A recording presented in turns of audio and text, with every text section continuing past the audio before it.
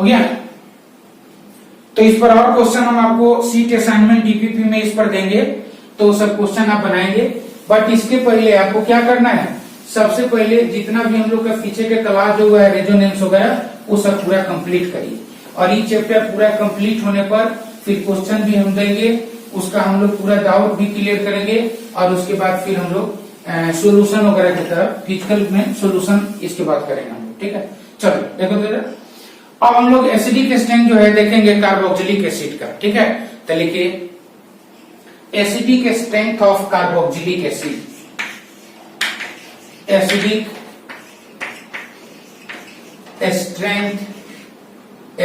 Strength of carboxylic acid. जरा इसको अच्छे से समझना, कार्बोक्सिलिक क्या हो गया, एसिड। देखो ये कार्बोक्सिलिक जो एसिड है ये हमारा क्या हो गया, OH, यहाँ लोन पेयर ऑफ इलेक्ट्रॉन, इसमें से H प्लस यहां से भी निकलना है, तो RCOIO क्या हो गया माइनस, और प्लस क्या हो गया H प्लस। यहां आप देख ही रहे इक्वल RS का केस हो गया। ठीक है, 2 क्या हो गया इक्वल RS होता है, मतलब इसका जो एनायन हो गया एक्स्ट्रा क्या हो गया, एक्स्ट्रा हो। लेकिन सबसे पहले हमको देखना है कि यहां से H प्लस निकलता कैसे है, यह समझना बहुत जरूरी है। तो अब यहां देखो R, यहां पर क्या हो गया CO, यहां क्या हो गया O, और क्या हो गया H। पहले देखना है ये हमारे पास इसका रेजोनेटिंग स्ट्रक्चर अगर हम लिखे तो पाई सिग्मा और क्या हो गया लोन पेयर क्या हुआ conjugation, pi sigma lone pair conjugation. तो जब देखो पाई इलेक्ट्रॉन जब इधर आ रहा था, जरा सा देखना, पाई इलेक्ट्रॉन जब इधर आ रहा था तो उस टाइम यहाँ पर इलेक्ट्रॉन डेंसिटी क्या हो रहा था, कम हो रहा था, यानी यहाँ पर पॉजिटिव चार्ज का क्या हो रहा था, फॉर्मेशन। क्लियर हो गया। ये पाई इलेक्ट्रॉन यहाँ पर आने से यहाँ पर क्या हुआ प्लस। अगर मान लीजिए इधर से विदाउट किसी डिस्टरबेंस का ये अगर लोन पेयर आ गया, मतलब ये कोई ऐसा ग्रुप ही लगा देते हैं, G लगा देते हैं, कोई ऐसा ग्रुप। ठीक, तो ये क्या हुआ, इधर हम अभी कोई ध्यान नहीं देंगे, ये पाई इधर आया, इधर लोन पेयर आया, खुश हो गया सब, वाह। यहाँ क्या हो गया ग्रुप, ये क्या हो गया C, और क्या हो गया O माइनस, गया आराम से अपना लोन पेयर इधर डिनोट किया। यहाँ पर कौन सा बन गया बताइए, डबल बॉन्ड का क्या हो गया फॉर्मेशन, और उसके साथ साथ पाई यहाँ आया, यहाँ पर क्या होगा प्लस, तो यहाँ माइनस होता तब ना न्यूट्रल होता। तो प्लस वाला को अगर कोई न्यूट्रल वाला अपना लोन पेयर देता है, किसको, प्लस वाला को, अगर प्लस वाला को कोई अदर ग्रुप अपना लोन पेयर अगर दे के बॉन्ड बनाता है तो इसका प्लस उस पर क्या होगा, इसका प्लस उस पर डेवलप हो जाएगा, तो यहाँ पर पॉजिटिव चार्ज का क्या होगा फॉर्मेशन। अब जरा सा देखिए, पाई इधर आ रहा था, लोन पेयर इधर आया, एक तो कार्बन ऑक्सीजन के बीच का डिस्टेंस कम हो गया मल्टीपल बॉन्ड से, और दूसरा मोर इलेक्ट्रोनिगेटिव आइटम ऑक्सीजन पर पॉजिटिव चार्ज का क्या हो गया फॉर्मेशन। तो इसका मतलब है कि अब स्टेबलाइज होने के लिए ये क्या होगा कि यहाँ से O माइनस, यहाँ क्या होगा डबल बॉन्ड, मतलब इस H प्लस को क्या करेगा विड्रॉ, यानी ये दोनों के बीच का जो इलेक्ट्रॉन जो होगा उसको विड्रॉ करेगा, और H प्लस यहाँ से आउट हो गया। अब देखो तुम, अब इसमें पाई सिग्मा लोन पेयर है और H प्लस निकालेंगे, जितना जल्दी से जल्दी H प्लस निकलेगा सोल्यूशन में एसिडिक स्ट्रेंथ क्या होगा ज्यादा, और सोल्यूशन में जब एसिडिक स्ट्रेंथ जब आ जाएगा तो इसका मतलब कि ये कंपाउंड हमारा एसिडिक होगा। तो इस H प्लस को फास्ट निकालने के लिए क्या करना होगा, फिर लिखिए एक बार, पाई सिग्मा लोन पेयर, पाई आया यहाँ पर कौन सा चार्ज होगा प्लस, अभी लोन पेयर आएगा, जितना जल्दी लोन पेयर दे दे उतना ही जल्दी दोनों के बीच में डबल बॉन्ड का क्या होगा फॉर्मेशन, उतना ही जल्दी दोनों के बीच में क्या होगा डिस्टेंस कम, और उतना ही जल्दी उतना ही फास्ट क्या होगा ऑक्सीजन पर पॉजिटिव चार्ज, और जैसे ही ऑक्सीजन पर पॉजिटिव चार्ज होगा तो H प्लस उतना ही फास्ट क्या हो जाएगा निकल जाएगा। अब इस ग्रुप पर आइए, मान लीजिए ये जो ग्रुप जो है, ये जो हमारा ग्रुप जो है, अगर ये ग्रुप EWG हो गया, EWG का मतलब क्या, इलेक्ट्रॉन विड्रॉइंग ग्रुप अगर ये हो गया गलती से, आई पाई आ रहा है यहाँ, तो ये पाई जब यहाँ आ रहा है तो यहाँ पर क्या हो रहा है प्लस, तो और इधर क्या करेगा विड्रॉ करेगा, विड्रॉ करेगा तो लोन पेयर आने का रेट क्या हो जाएगा फास्ट। कार्बन ऑक्सीजन के बीच डबल बॉन्ड बनने का रेट क्या होगा फास्ट। और कहने का मतलब H+ निकलने का भी रेट क्या होगा फास्ट। इसका मतलब कि कार्बोक्सिलिक एसिड में अगर कोई -I-M ग्रुप लगा हुआ है तो उसका एसिटिक स्ट्रेंथ क्या होगा ज्यादा होगा। दिस रीजन है समझ में। अब लगता है तुमको ज्यादा समझ में आ रहा है ना। चलो ऐसे ही हंसते रहो। इधर देखो, अगर मान लो कि गलती से, अगर ये गलती से जैसे अब ये ग्रुप जो है ये लिख लिया, ठीक है। अब मान लो कि गलती से ये ग्रुप जो है हो गया हमारा ED electron donating group, EDG, यानी इसको क्या बोलते हैं ERG इलेक्ट्रॉन रिलीजिंग ग्रुप। ये ग्रुप और इलेक्ट्रॉन को दे रहा है तो पाई इलेक्ट्रॉन इधर आ रहा है, यहां पर हो रहा है प्लस, इधर से भी इलेक्ट्रॉन आना शुरू हो गया तो लोन पेयर आने का रेट क्या होगा स्लो, डबल बॉन्ड बनने का भी रेट क्या होगा स्लो, पॉजिटिव चार्ज आने का रेट क्या होगा स्लो, H+ निकलने का रेट क्या होगा स्लो। मतलब इस ERG के कारण उसका एसिटिक स्ट्रेंथ क्या हो जाएगा कम हो जाएगा। समझ गए ना। तो इसका मतलब है कि EWG जो होगा वो डायरेक्टली प्रोपोर्शनल टू एसिडिक क्या हो गया स्ट्रेंथ, और क्या रीजन वो देख लिए। और ERG जो होगा इनवर्सली प्रोपोर्शनल टू क्या हो जाएगा एसिडिक क्या हो जाएगा स्ट्रेंथ। बस इस पर हम लोग करेंगे देखिए। और मेन एसिडिक स्ट्रेंथ, मान लीजिए कि कोई भी ग्रुप यहाँ पर नहीं है तो कोई दिक्कत नहीं, पाई यहाँ आ जाएगा, लोन पेयर यहाँ आएगा, H+ क्या हो जाएगा निकल जाएगा। मतलब इधर जो ग्रुप हो इलेक्ट्रॉन खींचने वाला हो, और ये दोनों क्या हो, ये दोनों का, ये जो दोनों है वो क्या हो एक दूसरे का एकदम एक प्लेन में रहने वाला हो, तब जाके यहाँ पर क्या होगा आराम से पाई इधर आएगा, लोन पेयर ही देगा और H+ वहां से क्या हो जाएगा आउट हो जाएगा। तो कार्बोक्सिलिक एसिड में भी हम देख रहे हैं कि इलेक्ट्रॉन विड्रॉइंग ग्रुप से एसिटिक स्ट्रेंथ क्या होता है बढ़ता है, और इलेक्ट्रॉन रिलीजिंग ग्रुप से एसिटिक स्ट्रेंथ क्या हो जाएगा कम हो जाएगा। लिखिए जल्दी लिखिए।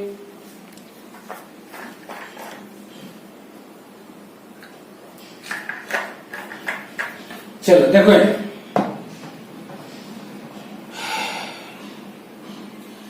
तो ये हमारा कार्बोक्सिलिक एसिड हुआ। अब देखो कार्बोक्सिलिक एसिड में अब हम देखेंगे, इसके पहले भी देखे थे कि हमारा जो फॉर्मिक जो एसिड है, फॉर्मिक एसिड HCOOH, और यहाँ पर CH3COOH, तो इसका एसिटिक स्ट्रेंथ क्या हो जाएगा, फॉर्मिक एसिड का एसिटिक स्ट्रेंथ क्या होगा ज्यादा। ऐसे भी इसमें क्या मिथाइल ग्रुप, यानी कौन सा ग्रुप है +I ग्रुप है, ठीक है।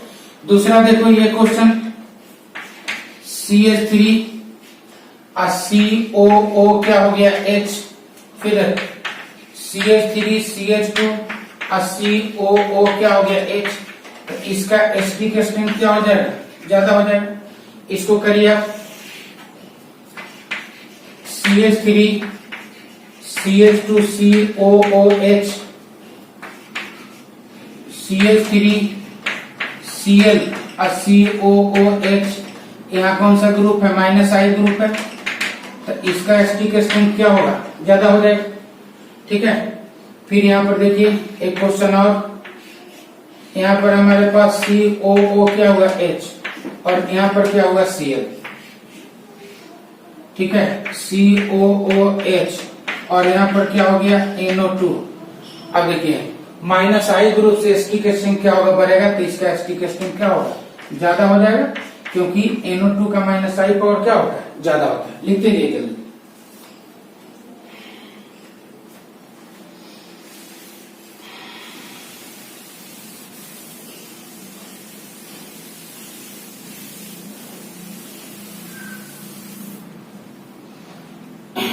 अब यहाँ पर देखो हमारे पास यहाँ क्या है Cl और क्या है Cl, यह COO और क्या है H, इसको कहते हैं ट्राइक्लोरो एसिटिक एसिड।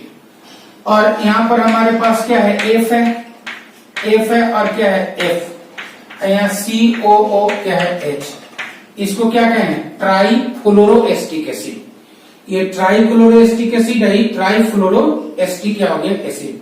ये ट्राईफ्लोरो जो एस्टिक जो एसिड होता है ना, और ट्राईक्लोरो, अब दोनों में ज्यादा एसिडिक कौन होगा, क्योंकि इसका माइनस आई और क्या है ज्यादा, तो इसका एसिडिक स्ट्रेंथ क्या हो जाएगा, ज्यादा हो जाएगा।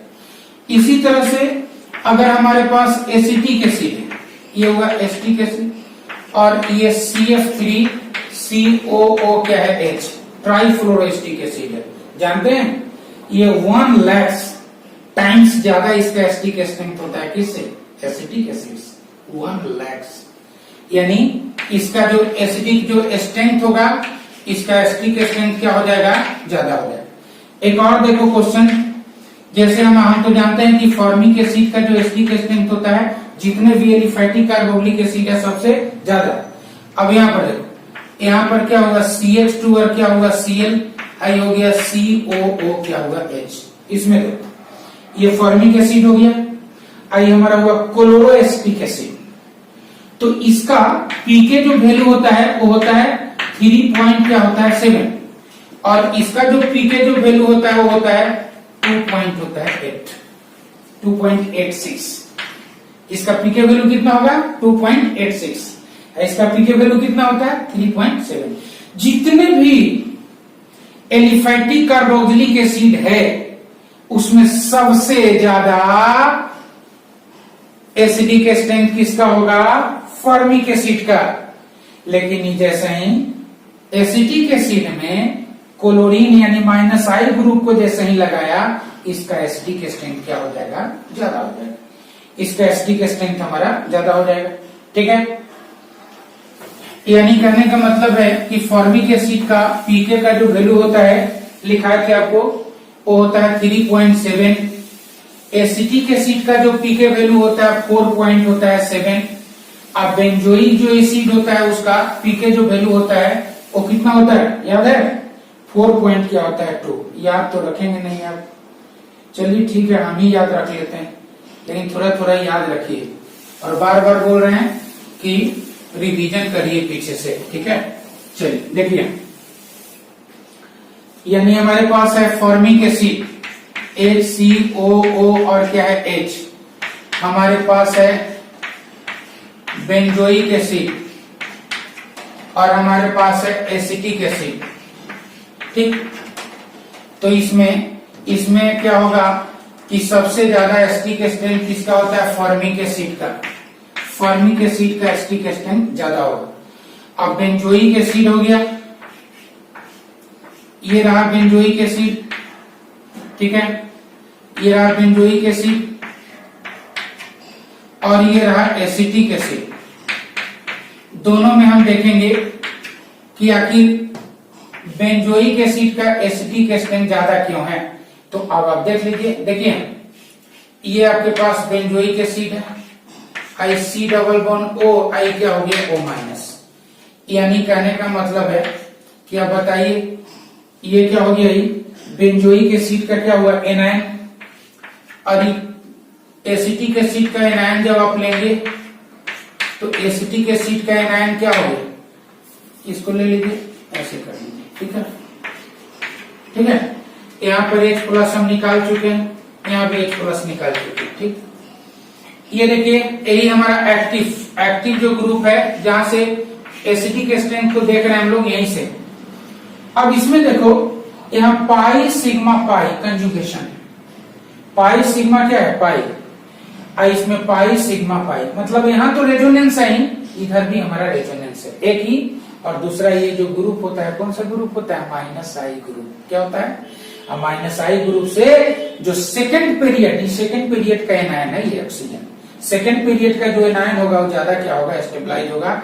तो ये जो एनायन जो होगा इस एनायन से ज्यादा क्या होगा, स्टेबल, इसीलिए इसका एसिडिक स्ट्रेंथ क्या होगा, ज्यादा होगा, एक्सेप्ट कौन, फॉर्मिक एसिड, यानी फॉर्मिक एसिड हमारा क्या है, एक्सेप्शन में। तो इसको कर लीजिए।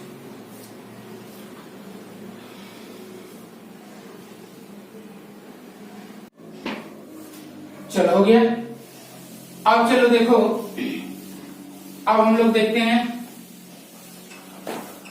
पहले देखते हैं एरोमेटिक कार्बोक्सिलिक एसिड का एसिटिक स्ट्रेंथ और उसके बाद जो है हम लोग देखेंगे कि एलिफैटिक जो कार्बोक्सिलिक जो एसिड होता है, एलिफैटिक जो कार्बोक्सिलिक जो एसिड हमारा जो होगा उसमें डाई कार्बोक्सिलिक एसिड, जैसे हम लोग पढ़े थे ना, क्या चीज बोलिए, पहला क्या था हमारा, बस खत्म, क्या था पहला, सक्सिनिक एसिड था, malonic acid, glutaric acid, adipic acid था ना। तो ये सब उसका जो डाई कार्बोक्सिलिक जो एसिड होगा उसके इसके बाद देखेंगे। अभी हम लोग देखेंगे एरोमेटिक कार्बोक्सिलिक एसिड। क्या देखेंगे, एरोमेटिक, यानी लिखिए acidic strength of aromatic carboxylic acid, acidic strength of aromatic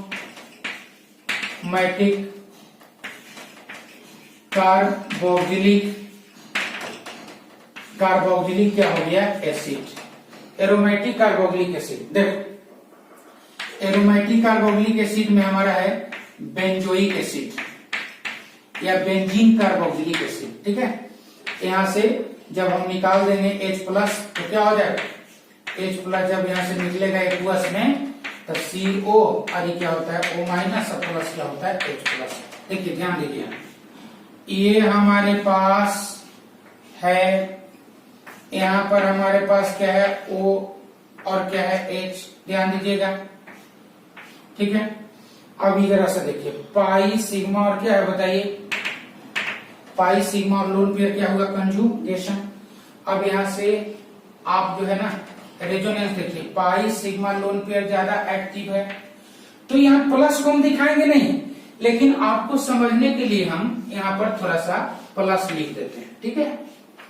यहाँ प्लस ऐसे लिखना ठीक बात नहीं, बट आपको समझाने के लिए जो है यहाँ देखिए, यहाँ पर हमारे पास मान लीजिए कि प्लस डेवलप हो गया है, ये देखिए ना, ये अपने मन में आप रखेंगे, अरे भाई पाई है, पाई जब से कहते हैं प्लस नहीं होगा, होगा ना, तो तुम अपने दिमाग में रखो कि हाँ सर ठीक है, हाँ यहाँ पर प्लस होगा, बोलना होगा कि नहीं, ठीक है। यहाँ पर पाई आ रहा है, यहाँ पर क्या हो गया प्लस। अब जरा सा देखो, अब देखो ये अगर ये हमारा बेंजीन का जो रिंग है वो और ये जो ग्रुप है ये दोनों अगर एक प्लेन में होगा तो क्या होगा, सो देखो अगर दोनों एक प्लेन में होगा तो पाई इलेक्ट्रॉन इधर से भी आ सकता है, आई लोन पेयर भी इधर से आ सकता है। और आपको क्या बताए थे कि जब लोन पेयर आता है, लोन पेयर जब आएगा यहां से, जब लोन पेयर आ जाएगा तब यहां पर क्या होगा बताइए, जब लोन पेयर जब आ जाएगा तो यहाँ डबल बॉन्ड हो जाएगा, होगा कि नहीं, यहाँ क्या होगा प्लस, और तब ना निकलेगा क्या चीज बताइए, तब निकलेगा क्या चीज H प्लस, यहां से आउट हो जाएगा, आई कंपाउंड क्या होगा एसिडिक। लेकिन ये जैसा ही पाई इलेक्ट्रॉन इधर आया तो यहाँ हो गया प्लस, आई बोलता है ये लोन पेयर आने लगा तो ये बोलता है अरे भाई मैं भी उसी प्लेन में हूं, हम भी कार्बन प्लस को इलेक्ट्रॉन देंगे। तो जब इधर से दोनों सेम प्लेन में आएगा तब, तो इधर से इलेक्ट्रॉन जब देगा तो इधर से लोन पेयर आने का रेट क्या हो जाएगा, स्लो।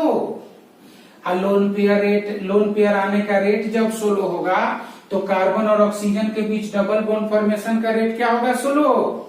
इस ऑक्सीजन पर पॉजिटिव चार्ज फॉर्मेशन का रेट स्लो, और H प्लस निकालने का रेट स्लो, और एसिडिक स्ट्रेंथ भी क्या होगा, स्लो। वाह। कभी बोलता है कि रेजोनेंस होने से ज्यादा स्टेबल होता है। अब बताइए अगर रेजोनेंस किया इधर से, अगर रेजोनेंस किया तो इसका एसिडिक स्ट्रेंथ कम होगा कि ज्यादा होगा, बोलो क्या होगा, ज्यादा होगा कि कम। अगर रेजोनेंस करेगा तो लोन पेयर आने का रेट स्लो होगा, तो एसिडिक स्ट्रेंथ का भी रेट क्या होगा, स्लो, यानी एसिडिक स्ट्रेंथ क्या होगा, कम होगा, H प्लस निकलने का रेट क्या होगा, स्लो।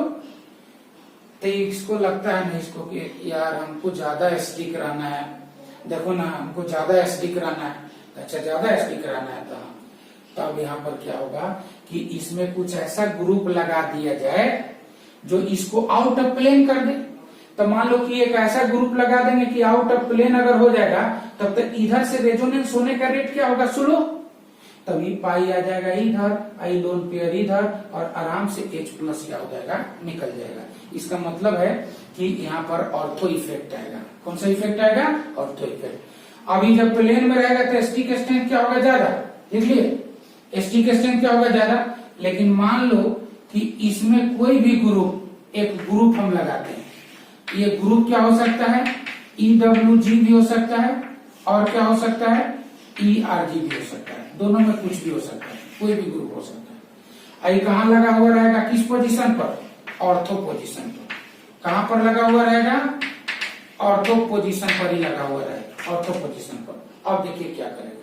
पहले तो ये ग्रुप नहीं था, तो आराम से पाई गया वहां, इसका भी चांस था लोन पेयर देने का। लेकिन जैसे ही ये ग्रुप यहां पर लग गया तो इसको क्या कर दिया? बताइए क्या कर दिया? इसको आउट ऑफ क्या कर दिया? प्लेन ऐसे खड़ा कर दिया। तो ये पाई यहां आने से जो यहाँ प्लस जो हुआ, ये out of plane.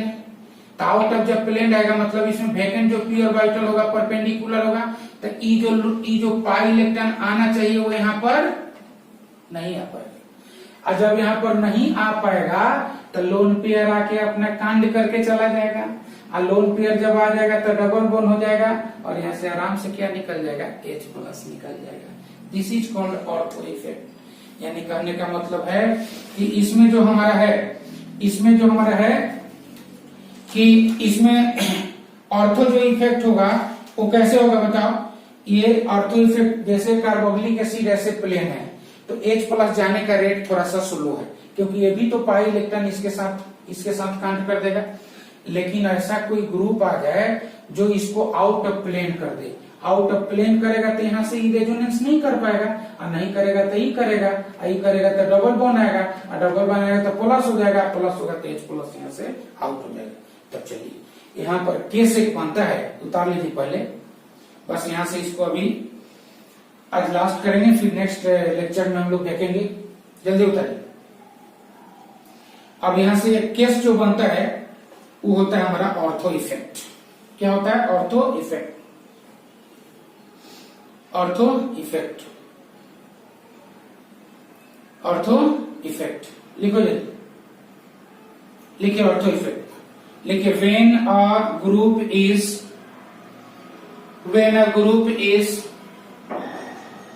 when a group is present at ortho